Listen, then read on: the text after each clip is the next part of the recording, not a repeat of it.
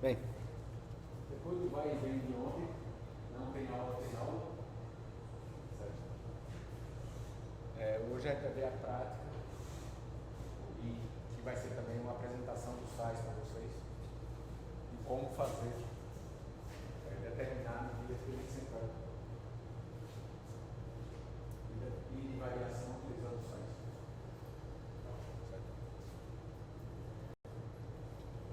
A situação dos dados, de onde os dados vieram, são isolados de isópio. Eu acredito que vocês já ouviram falar em metodologia. No Calpi, duas estirpes que são recomendadas no Brasil ao uso em produção inoculante, 2 tratamentos não inoculados, com nitrogênio e sem nitrogênio, e um conjunto de isolados com código G1 número nulo ou G7 número nulo.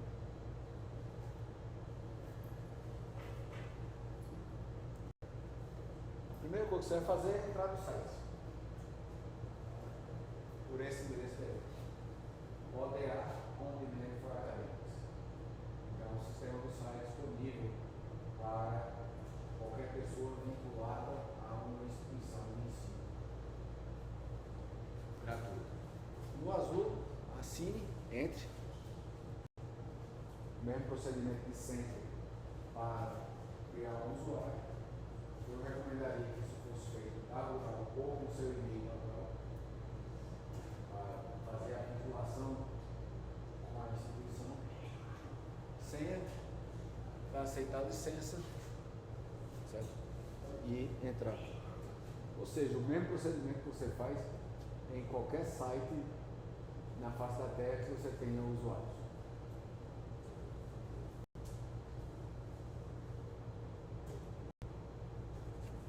E aí começa o que não é tão comum assim. O SAIS é um sistema de computador software para análise de dados que existe desde a década de 60. Você já está com 60 anos que está em uso, ou quase 60 anos. E ele inicialmente foi feito em computadores que nem discos rígidos tinham. Você utilizava cartão de papel perfurado para fazer a coisa dos dados. Ele mantém ainda alguns traços dessa época. Uma das coisas é que existem versões em todos os sistemas operacionais que você tem que imaginar, menos Android e o universo web. Mas se é um sistema iOS, se é um sistema de computador, provavelmente existe uma versão do site para ele. Por que é que eu não digo para vocês utilizarem no Windows? Porque isso vai custar provavelmente na casa de uns $11.000 ano para um computador. Ou seja, ele não é exatamente uma versão, uma coisa que tem para recomendar ninguém a fazer. Como o interesse maior dos sites é viciar vocês em usar ele dá de graça enquanto vocês são estudantes. Por que isso? Porque ele admite que vocês no futuro irão para empresas e que vão convencer a empresa a pagar a licença. Porque vão ver a potência que aquilo ali tem. Também tem outro fator que é o R, que é basicamente tão poderoso como o site, uma linguagem de programação de estatística que é basicamente tão poderosa como o site, que é gratuito. Então, para não perder os estudantes na época de formação de estudantes, quando vocês estão fazendo um investimento em tempo em aprender a usar um programa, eles criaram essa alternativa.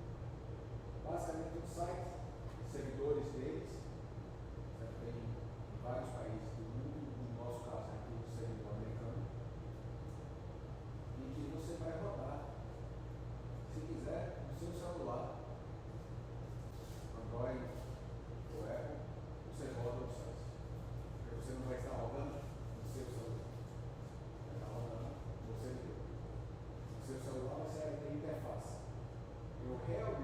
consigo recomendar ninguém a utilizar o celular como interface para usar o site, não é porque não vai rodar ou que vai ser lento. A tela dele é exatamente muito grande para você sair selecionando muita coisa. Tá? Em compensação, um tablet, que já tem uma tela maiorzinha, provavelmente dá para você rodar sem excesso de tela. Vai ter 5 seções aqui do lado: Server Files, Tested Utilities, Snippets, Libraries and File Shortcuts, em que você vai começar por aí. A primeira são as pastas do seu servidor virtual, do seu espaço no servidor. O que vai aparecer inicialmente, um código desse tipo ODAWS, que é o servidor lá, o seu espaço, e uma pasta Files, pastas, que para vocês vai aparecer vazia. No meu caso, a minha pasta tem pastas para alunos, aulas, o grupo de Mariana, onde eu estava, e o grupo, os dois grupos são basicamente iguais. Mas vocês vão criar a sua estrutura que faça sentido. Pode ser, por exemplo, PIBIC e aulas, ou qualquer coisa que faça sentido para vocês. Clicou na pasta, vai pegar a setinha subida. Você vai fazer o upload dos arquivos que você quiser. Você pode fazer upload arquivo em qualquer formato. Você aí simplesmente está jogando o arquivo lá. Quer guardar o arquivo lá, o PDF, você guarda. Você não vai conseguir guardar o MP4, o MP3 grande, porque você vai ter um espaço limitado. Tá? Não dá para você pensar em usar ele como pecado. Mas fez seus dados, estão lá no Excel. Manda o Excel para lá. Clica onde você quer, clica que quer fazer o upload, vai escolher os arquivos. Isso aí é exatamente igual a qualquer canto que vocês façam um upload de arquivo interno. Upload files, abre a caixinha, procura, acha, clica, manda. Nada de diferente. Tá? Quando você terminar de fazer, lá no 5, ele vai aparecer na sua pasta com o arquivo que você mandou. Nesse caso, eu mandei o arquivo tendência central e variação. O assunto é tendência central e variação. A minha recomendação para o site, mas que também serve para qualquer programa que vocês utilizem, usem nomes que dizem alguma coisa para você. Se você colocar arquivo 1, daqui a 15 minutos, você não sabe mais o que porcaria é aquele arquivo 1. Por sinal, isso vale para os trabalhos que vocês mandam para mim. Trabalho 1. Ah, beleza. Eu tenho 15 trabalhos 1.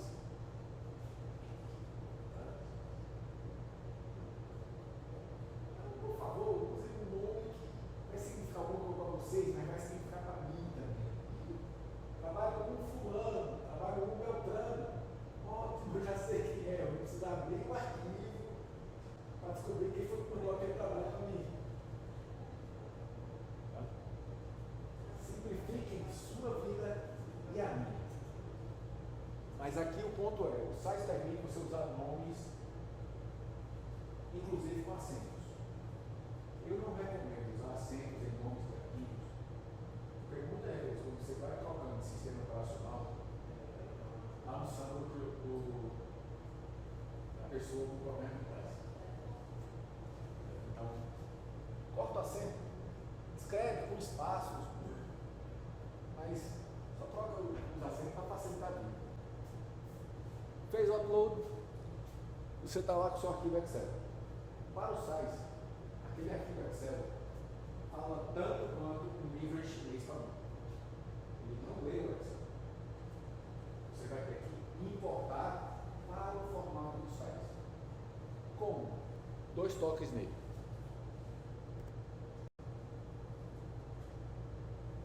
E aí você vai ter a opção para importar. Os sites não conhecem nativamente a estrutura de pastas que a gente está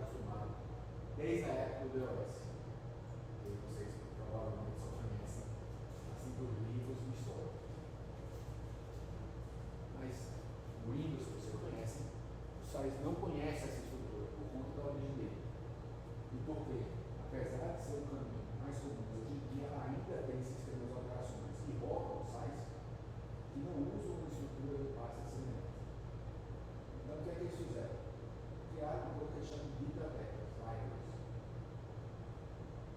em que você pressiona para uma pasta. Você vai utilizar no size o conceito de library, biblioteca. Ele automaticamente vai criar uma biblioteca chamada work. Se você não colocar nada, nenhum nome de biblioteca, ele vai assumir que você está utilizando a biblioteca work, que é uma biblioteca provisória. Toda vez ele cria e apaga. Então, você colocar nessa work, quando você sair do size, morreu. Mas se você tiver muita preguiça e achar que nunca mais vai usar aquele dado, funciona. Eu recomendo você criar sempre uma biblioteca, uma ou mais bibliotecas, só para manter uma estrutura que você depois lembra. Isso aqui é modulação experimento 1, porque é o arquivo modulação dentro da biblioteca experimento 1. Enquanto ali eu tenho um arquivo modulação na biblioteca experimento 2. Para criar a biblioteca, a gente estava lá em cima em Server Files and Folder, vai agora para Libraries. Library é biblioteca. Vai criar uma biblioteca, New Library, vai dar o nome para a biblioteca. Nesse caso aí eu criei a biblioteca com o nome SX, estatística experimental. Poderia ser o nome da graduação, beleza? No caso da biblioteca, você não vai criar os assentos, você vai criar um nome que faça sentido para você. PIBIC 25, estatística experimental, chato do Mário, o nome que vocês quiserem utilizar. E aí você se lembra que o chato do Mário sou eu, não é o seu orientador Mário. Cria, vai ter que dizer onde é que você quer que ele fique, o pé, o caminho.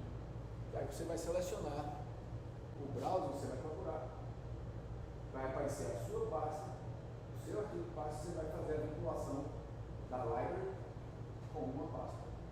Nesse caso, a library SX, estatística experimental, é vinculada com a pasta aulas. Mas você faz a vinculação que fizer sentido para você. Tudo que você colocar na library vai automaticamente na pasta aulas. Ok? Eu recriei. Se você quiser reutilizar essa pasta, que essa biblioteca apareça toda vez, clica aqui, vai recriar. Se não clicar, toda vez você vai ter que fazer a vinculação de novo. E aí usa logo, se vai ter que vincular toda vez, usa o work que funciona. Mas se caso o senhor fala em criar outra biblioteca ou essa daí. Pode ter quantas bibliotecas quiser.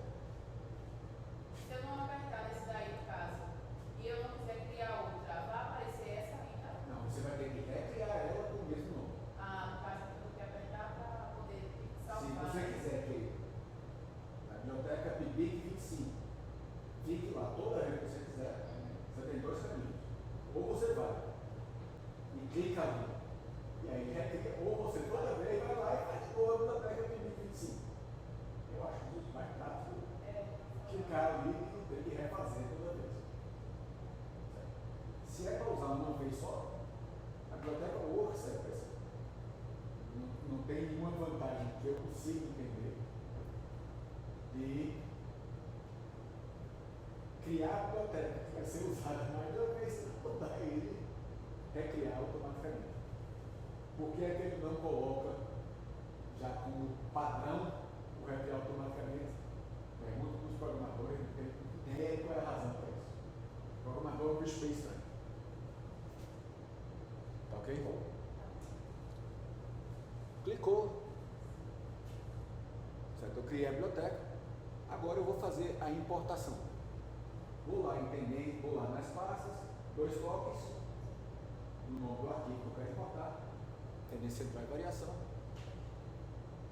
Ele vai colocar como padrão, muito imaginativo, que o nome do arquivo vai ser import, e importar na biblioteca. Ele tem uma imaginação assim, muito fértil.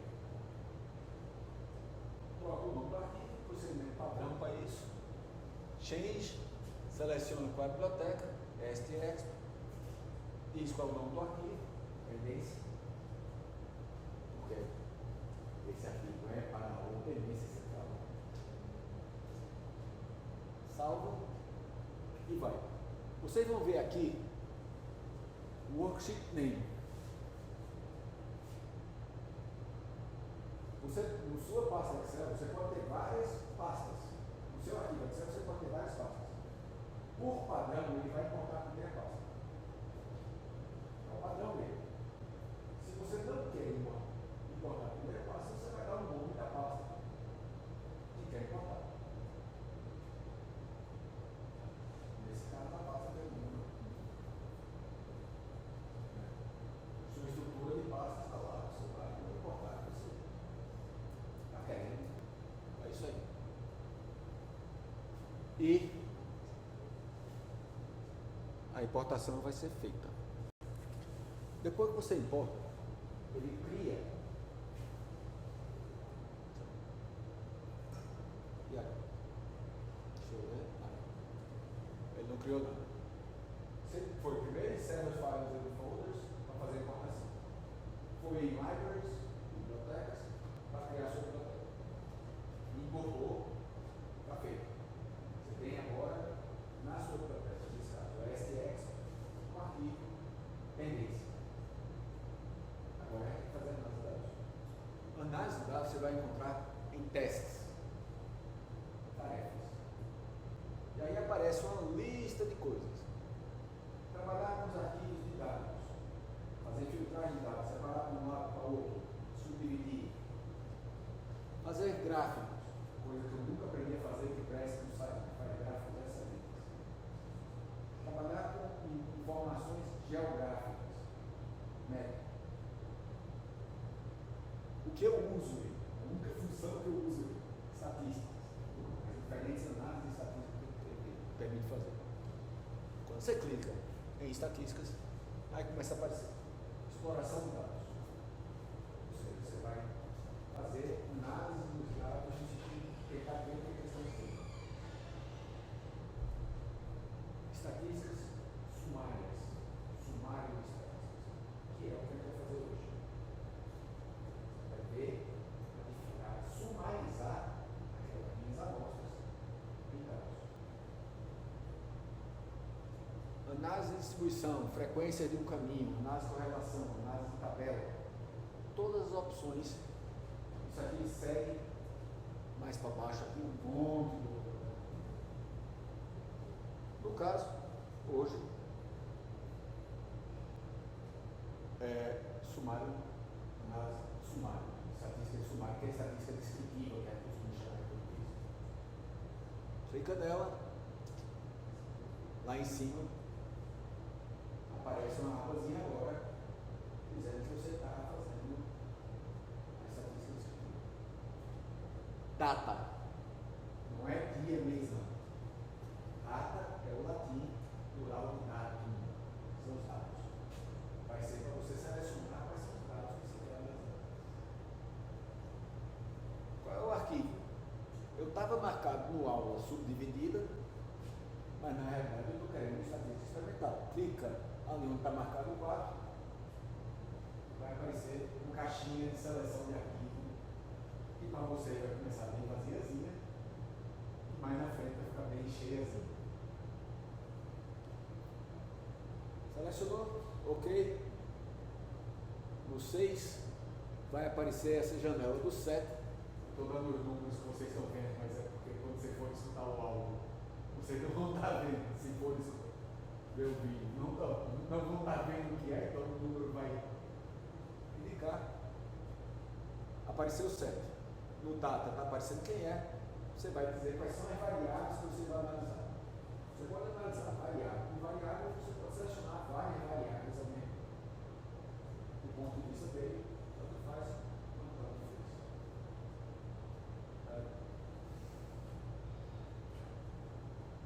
Eu selecionei MSPA, que é matéria seca da matéria. Use nomes que você consiga saber o que são, nesse caso. MSPA é matéria seca da matéria, MSR, matéria seca de raízes, NN, número de nódulos, MSN, matéria seca de nódulos. Nomes que façam sentido. Não recomendo acentos ou espaços no nome. Tá? E recomendo evitar, por exemplo, MSPA grama por quanto. Pode MSPA sozinho, porque o grama por quanto barra vai avacalhar, por exemplo, para ele, as vírgulas vão avacalhar. Aumenta a chance, quando você for escrever código que vai sair depois, não está escrevendo para variar que você acha que está escrevendo. Tá? Mesma coisa com relação aos acentos. Selecionei MSPA, ok. Está dizendo ali quais são as variáveis que eu vou analisar. Só está bem MSPA, mas poderia ter várias. E aí aparecem variáveis de classificação. O que quer dizer isso? Se eu não colocar nada ali, ele vai me dar as informações que eu mandar calcular para todo o conjunto de dados. Só que, de um modo geral, isso não faz muito sentido para a gente. Não está querendo saber a média geral do experimento. Ele quer saber por tratamento, por coisa que estudou. Isso aí são variáveis de classificação. Ou seja, ele vai classificar os dados em função daquilo que a gente mudou. Nesse caso, aqueles tratamentos que eu falei lá atrás. Então, variáveis de classificação. Mas eu quero classificar por isolados, que foi o nome que eu dei para meus tratamentos. Vejam que MSPA não aparece na lista de variáveis de classificação. Por quê? Eu já estou analisando MSPA. Eu não posso analisar MSPA em função de MSPA. E observem que tem isolados, está com um triângulozinho, porque é uma variável em caráter. Não é uma variável numérica. Se você lembrar da seleção de variáveis, MSPA ou isolados não aparecem para você fazer análise. Porque você não consegue fazer média, desvio padrão e texto. Então, variáveis de classificação, variáveis textuais, caráter, não vão aparecer para fazer análise de dados. Selecionei em função de isolados, ok. E agora, o que é que eu quero fazer? Vejam que, na hora que eu cliquei no OK aqui, apareceu esse texto. O que é isso? É o código que vai fazer a análise. Então, o site, você vai fazendo as seleções e o site vai gerando código que vai fazer a análise. O que é que tem aqui no código? A primeira coisa que você vai ser proc. Proc é possível. Não é marca de chiclete antiga escrita errado. Quem não se lembra de um chiclete lá no clock? Eu acho que desapareceu o país. Uns 500 anos mais velho. Que era Mozilla, se começava tudo de fruta. Os dentistas adoravam fazer. Mas proc é o código do site. A próxima palavra é o conjunto de sistemas e análises que você vai utilizar. Proc means, que é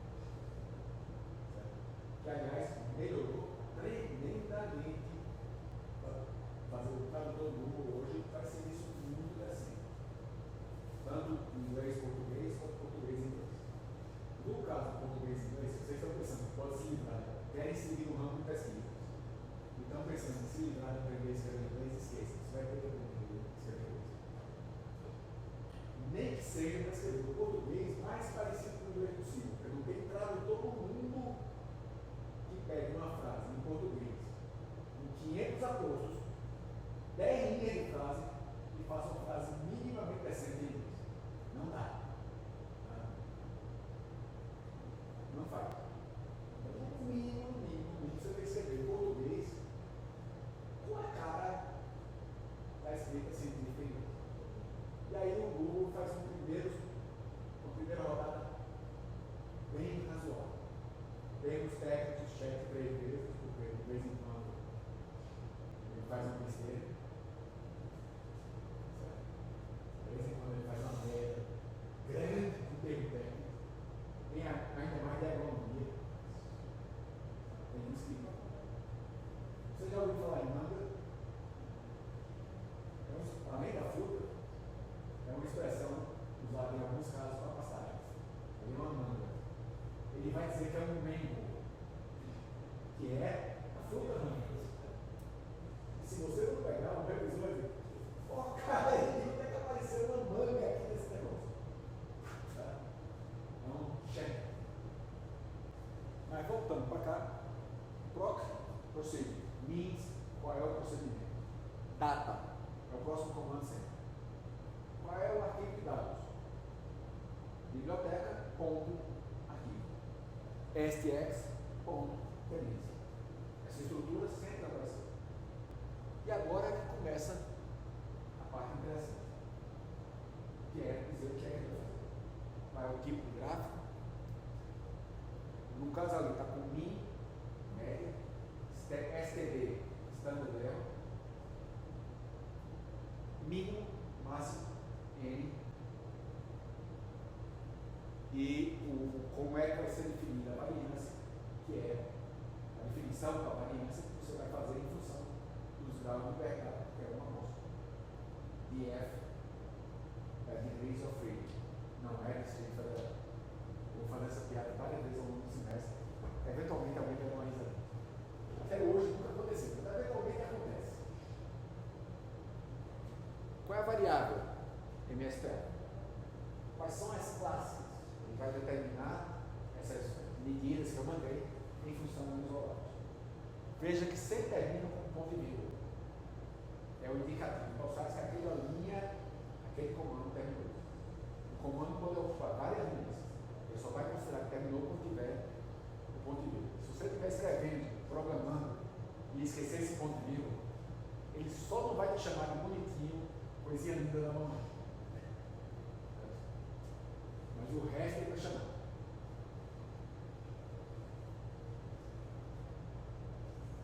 Run. Corra, não é corra da sala, é faça não. À medida que você for fazendo as opções mais na frente, ele vai começar a povoar ou retirar informações que você parou quando está fazendo. Isso aí é o padrão quando você começa a informar o que vai. Foi para as opções, o que é que eu quero? Eu quero a média, eu quero o desvio padrão, eu quero o mínimo, eu quero o máximo, eu quero a mediana, o número de observações, não quero quantas estão faltando, mas poderia querer. O que quer dizer quantas estão faltando? Na sua estrutura de dados, pode ser, por exemplo, que você tivesse 3 repetições, mas em um determinado ponto, você perdeu um valor. Por que você perdeu? Porque o cachorro comeu o papel que você botou,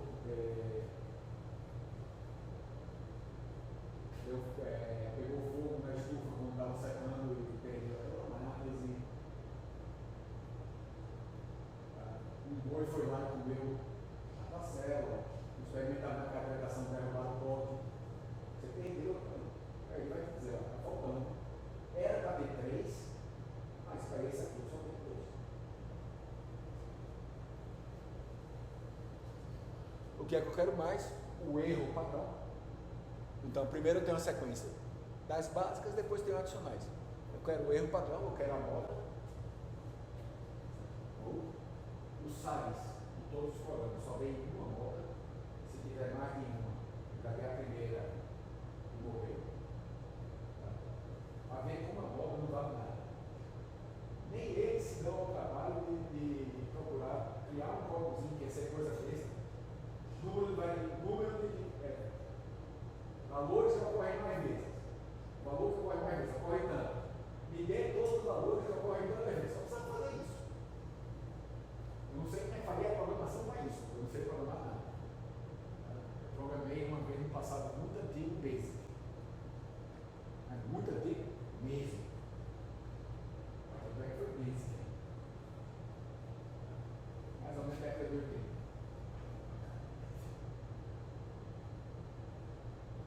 Depois usando mais recentemente usando Visual Basic e programando Access como base de dados. Mas meus códigos eram verdadeiramente macarrônicos. Moda, range é o máximo menos mínimo, também esqueci o nome que eu dei em português na aula passada. Né? Amplitude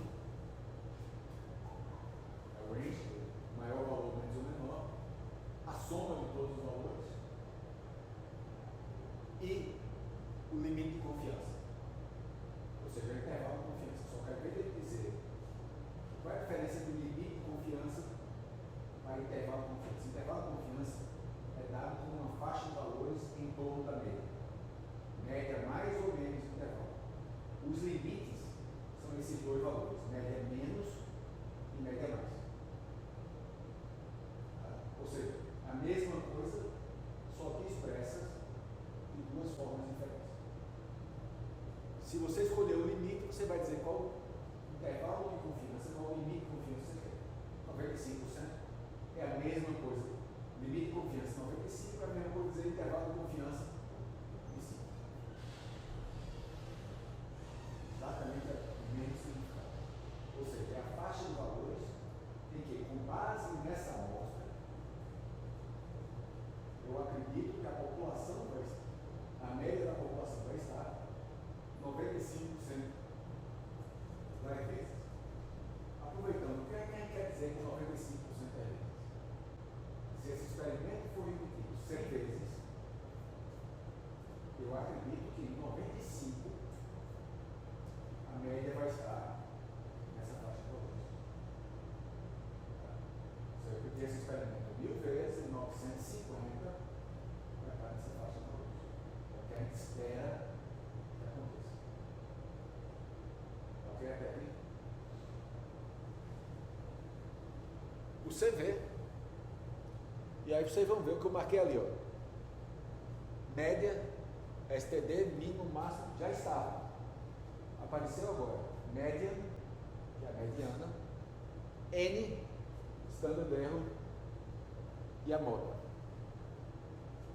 E apareceu o CLN, Confidence Level, Confidence Limit, limite de confiança, com o alfa. Alfa é nível de significância, e 5%. A variável MSPA.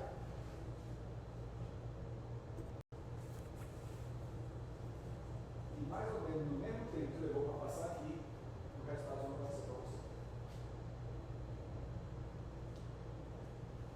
Pegando a primeira linha. Qual é o tratamento que está sendo mostrado na primeira linha? Vejam que, inclusive, tem um espaço saindo da economia um pouquinho daquele espaço. Reclamaria se fosse o nome variável, se fosse uma coisa assim. Dentro do tratamento, espaços e assentos não afetam nada. Quantas observações eu tenho? N box. 3. Qual foi a média? 2,9. Ele vai mostrar com um número de decimais que não faz o menor sentido de você apresentar um artigo. Tá? 2,88667. Isso dá miligrama, milionésimo miligrama, décimo milionésimo miligrama. A gente vê com frequência isso em relatórios do DIC, dissertações de mestrado, tese de doutorado, artigos submetidos. Gente, estou falando de grama, para que eu, no máximo,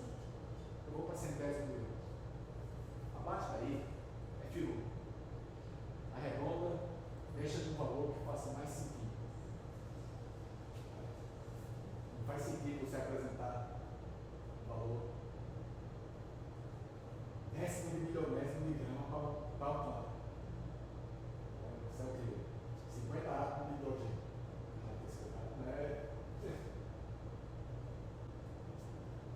A média, o desvio padrão, 1,77. O mínimo foi 0,98, o máximo foi 4,46. A mediana, 3,22. Nesse caso, com 3 valores, a mediana é necessariamente o valor no meio do caminho. Tá? O mínimo é um, o máximo é outro, a mediana é o terceiro valor. Não tem como, porque eu só tenho 3. Eu tenho o mínimo e o máximo, a mediana. Ou seja, eu escrevi toda a minha amostra aqui, porque são 3 valores. O número, o erro padrão, não tem moda, está lá em branco. O intervalo de confiança vai de menos 1,5 até 7,3. E por quê? Porcaria o intervalo tão grande. Porque os dados estão variando muito. O CD foi 61. Ou seja, a variação foi de 61% da média. Ela varia muito. Um pequeno número de pontos. Então, tem um desvio padrão alto, 1,77. O desvio padrão foi quase igual à média. Desvio padrão alto. Número de pontos baixo. E eu quero uma precisão alta. Eu estou querendo errar somente até no máximo 5% das vezes. Junto às 3, você vai abrir. Como é que eu vou ter certeza que eu sei quais são as suas notas? Eu digo que vão estar em algum lugar de 0 a 10.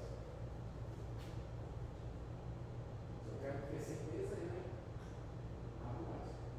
Se eu aceito, posso errar mais vezes. Posso fechar mais.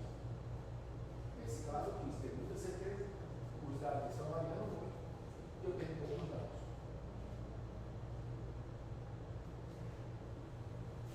Depois eu tenho a 3267, que vai variar de menos 0,4 até 5. Tá? 3267 e 3262 são diferentes ou não?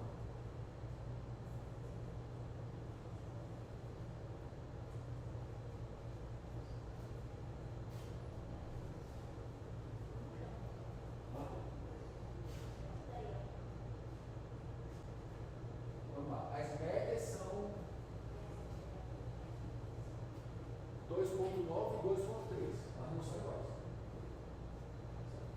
Porém, você não tem como afirmar que o grau de confiança que você está querendo aqui que pertencem a populações diferentes.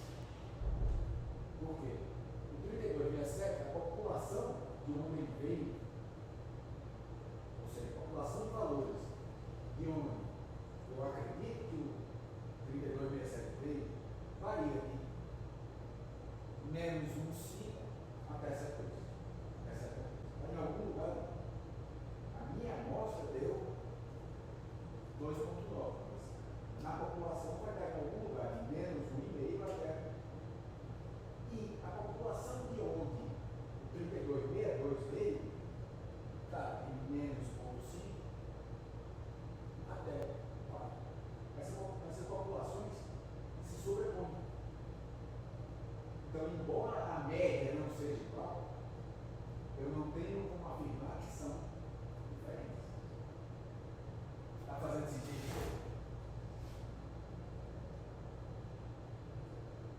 Essa lógica vai se manter ao resto da análise. Se sobrepõe, eu não tenho confiança que sejam diferentes. Não quer dizer que sejam iguais. Ser igual seria se os valores fossem iguais. Apenas eu não tenho certeza que essa diferença aparente de 2,9 para 2,3 não é simplesmente um efeito do acaso. Eu nunca vou ter condições de afirmar com confiança absoluta que aquela diferença é real ou não. O que eu tenho são chances.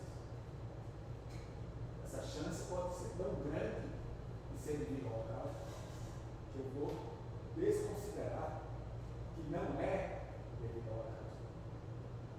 Mas eu não vou poder afirmar que são iguais, exceto se os valores forem iguais. Aí, para valores de iguais, tá? Se um fosse 2.8845432 e o outro fosse 2.89, essa vai 2.9.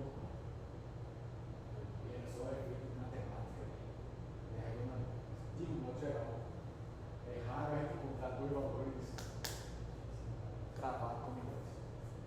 Está fazendo sentido para vocês?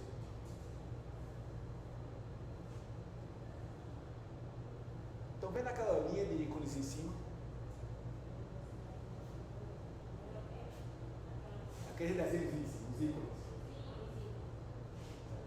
O site permitia, até não muito tempo atrás, você só vai sair por ouro. Porque na realidade não era um ouro, era uma carta, por exemplo, RTF. Rich Transformer, que você abre em qualquer programa que você vê. Que é esse Wzinho.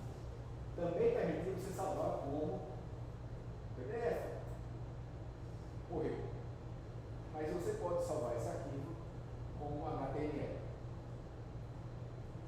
Que é também você abre em qualquer canto. Tá? Clicou lá no primeiro, o símbolozinho que vocês não estão vendo ainda, mas é um globozinho. Tá? É um papel com um globozinho. E se você está vendo aí, meus parabéns, o Almir fez um excelente trabalho com você. Porque eu daqui estou tendo que olhar de perto. Você salva um HTML e está lá no seu computador para você mandar para o seu orientador, para você fazer o que você quiser. Um ponto importante aqui. Vocês podem copiar isso aí para o Excel. Também. Só um detalhe. Qual é o separador decimal que está aí? O que está separado o inteiro do decimal? Bom. Se você copiar isso aí e colar no seu Excel, o que vai acontecer? No seu Excel, que provavelmente está configurado em português, o ponto é o separador do milhar. Não serve para nada. Então, tem dois caminhos para isso aí. Copia aí, cola na tabela do Word. Manda trocar ponto por vírgula, e aí copia na tabela do Word para o Excel. Ou vai lá na configuração do seu Excel e padroniza que seu Excel vai chamar ponto para cima. Se você está em estágio, se você está participando de arquivos, você vai precisar fazer os arquivos como o arquivo só é em inglês hoje em dia, mesmo que a revista aceite submissão em português, ele vai ser publicado em inglês. Você vai precisar em algum momento trocar para essa votação. Não faz isso. Mas se você tem um problema cultural, eu não quero ser vendido dos americanos, ou qualquer outra coisa semelhante a isso, que é um direito de acesso, o caminho é, vai para o Word e manda trocar. Não copie e cola. Porque vira uma zona.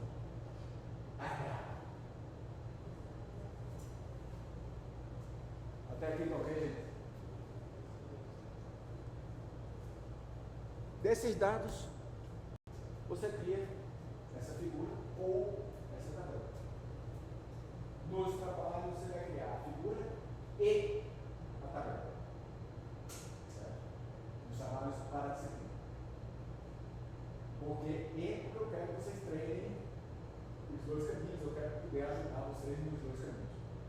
Mas nos relatórios, nas participações em congresso, em qualquer outro elemento da sua vida, um dado ou é apresentado na figura ou na tabela, conforme fique melhor para passar a informação que você quer passar.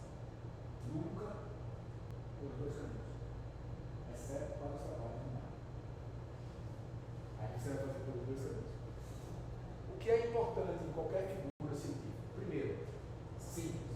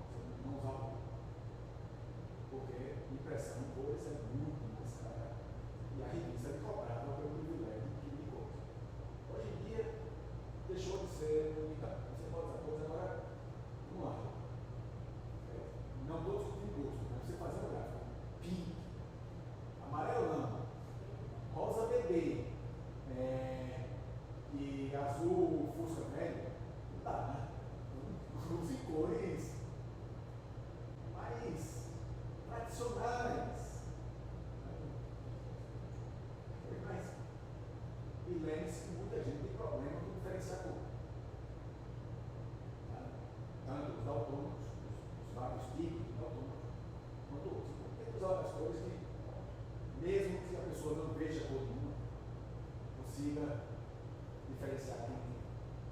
Segunda coisa extremamente importante para o figura, ou no tabela, tem que ser autoexplicativa. Eu tenho que jogar a figura e saber do que se trata. Nesse caso, você pode olhar na figura. Eu sei que é no terceiro parte da lei, que a unidade é grama. Sei que é do Calpi, na legenda. Sei que Calpi é vírgula vinculada, porque pode ser, se eu chamasse uma caça, outra pessoa poderia não saber, se eu chamasse Xoxa Maria, que muita gente não sabe mesmo, que é Calpi, vírgula vinculada.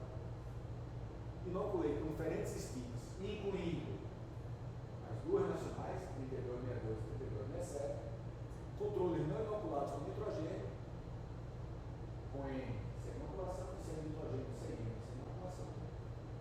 Ponto. As barras são um intervalo de confiança pelo teste técnico na medida de 5%. Quem vê isso aí já sabe. Não precisa ir lá nos métodos descobrir o que é que eu estou falando. A figura, leu a figura, você sabe o que é que você fala. Você pode utilizar as barras de erro. O intervalo de confiança pode ser o desvio padrão, pode ser o erro padrão também. Todos eles são aceitáveis. Escolha um e use. Se usar esse intervalo de confiança na primeira figura, na última figura, contribui com ele. Padronize, simplifique a vida do seu leitor. Os dados não devem ser organizados em função dos resultados. Eles devem seguir uma ordem lógica para você chamar a atenção do que você quer chamar a atenção. Por que não deve ser em função dos resultados?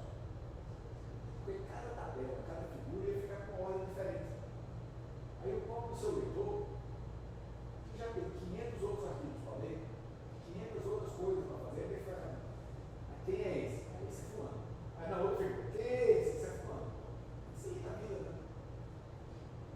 A escrita científica é comunicação. Mesmo que você não esteja com a pessoa que está lendo o seu artigo, você está se comunicando com ela. A comunicação exige entendimento. A comunicação só existe se você fala